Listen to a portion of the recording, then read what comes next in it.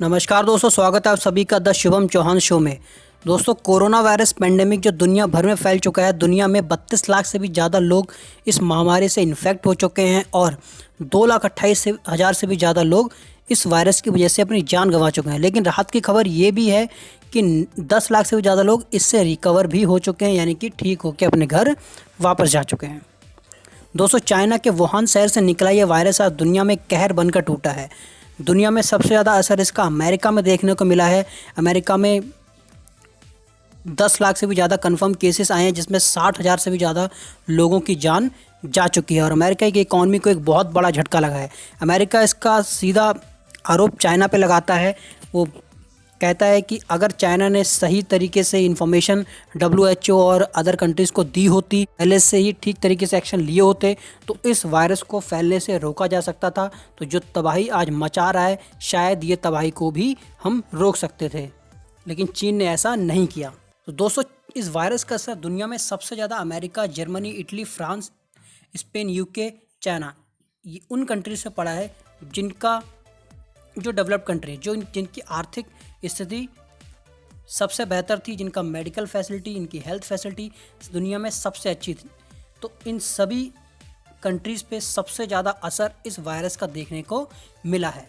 इसकी वजह से ग्लोबल इकॉनमी में एक बड़ा असर पहुंचा है। इन सभी देशों में लाखों लोग अपना रोजगार खो चुके हैं।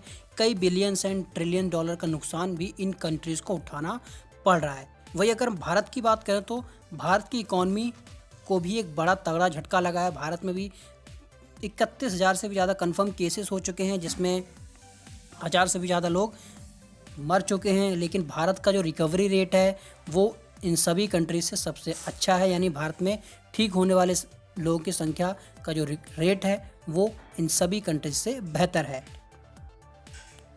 लेकिन भारत की इकॉनमी को भी एक तगड़ा झटका मिला है। पिछले कुछ समय से भारत की इकॉनमी वैसे ही स्लो डाउन से गुजर रही थी, ऊपर से इस पेंडेमिक ने एक बड़ा झटका देश की इकॉनमी को दिया है।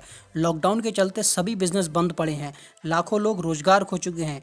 एक रिपोर्ट के मुताबिक भारत को 10 लाख करोड़ से भी ज़्यादा नुकसान इस वायरस के चलते उठाना पड़ सकता है। अब दुनिया भर के कई देश जैसे अमेरिका, जर्मनी, जापान, फ्रांस, जहाँ इस वायरस का असर सबसे ज़्यादा पड़ा है, वो चाइना को सबक सिखाने के लिए विचार कर रहे हैं। जर्मनी में छपी एक खबर के मुताबिक जर्मनी ने एक $160 बिलियन का एक बिल तैयार किया है, जो वो चाइना से क्लेम करेगा। लेकिन जर्मनी की गवर्नमेंट की तरफ से ऐसी कोई ऑफिशियल जानकारी नहीं है। वहाँ की एक न्यूज़पेपर में एक खबर ये छपी थी कि $160 बिलियन का क्लेम करने वाला है जर्मनी चाइना से। वहीं जब USA प्रेसिडेंट डोनाल्ड ट्रंप से पूछा गया कि क्या आप भी जर्मनी की तरह चाइना से क्लेम करेंगे, तो उन्होंने जवाब दिया कि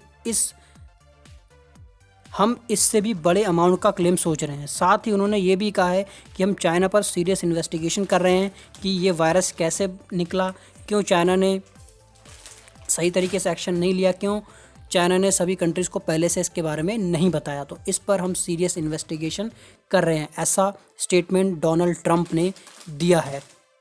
दोस्तों, सिर्फ जर्मनी, अमेरिका ही नहीं, एक रिपोर्ट के मुताबिक दुनिया की काफ़ी कंट्रीज़ ये प्लान कर रही है, ऐसा सोच रही है कि चाइना से इसका क्लेम किया जाए। उसकी वजह से जो दुनिया भर के देशों को जो नुकसान उठाना पड़ रहा है, उसका क्लेम चाइना से किया जाए। एक और रिपोर्ट में खबर छपी है, उसमें ये बताया गया है कि दुनिया भर की 1,000 से भी ज़्यादा कंपनीज इस वायरस की वजह से हुए नुकसान का जिम्मेदार चीन को ठहरा रही हैं और वो अब चीन से अपना प्रोडक्शन यूनिट, यानी चीन से अपनी इन्वेस्टमेंट बाहर निकालने की सोच रही हैं, यानी कि चीन में प्रोडक्शन बंद करना चाहती हैं और वो अपना बिजनेस अब भारत में करने की सोच रही हैं, जो कि भारत के लिए और भारत की अर्थव्यवस्था के लिए एक अच्छी खबर है। यानी कि अब इन सभी कंपनीज़ की नज़रें भारत में उत्पादन करने पर टिकी हैं। तो निश्चित तौर पर भारत के लिए एक अच्छी खबर है, क्योंकि चीन के बाद भारत ही एक ऐसा मुल्क है जहाँ पे आबादी सबसे ज़्यादा है। ये सभी कंपनियां भारत को अब मैन्युफैक्चरिंग हब के तौर पर देख रही हैं। बाकायदा भारत ने भी इस पर प्रॉपर प्लानिंग शुरू कर दी है। उनने प्लानिंग शुरू कर दी है कि इन कंपनीज जो पेंडेमिक के बाद ये जो कंपनी बिजनेस करने की सोच रही हैं, उनको क्या सुविधाएं देनी है, कहाँ इनको ज़मीन अलॉट करनी है, क्या क्या उनको सब्सिडीज़, क्या क्या उनको बेनिफिट इनको दिए जाने हैं, इन सभी पर विचार चल रहा है, जिससे ये कंपनीज भारत में आएँ और अल्टीमेटली भारत को फ़ायदा है। भारत के लाखों लोगों को इन कंपनीज की मदद से रोज़गार मिलेगा और भारत की अर्थव्यवस्था को एक बड़ा बूम मिलेगा। तो दोस्तों आज की वीडियो में इतना ही। अगर आपको वीडियो पसंद आई है उसको लाइक कर देना, चैनल को सब्सक्राइब कर देना। मिलेंगे आपसे अगले वीडियो में, तब तक के लिए थैंक यू। जय हिंद, जय भारत।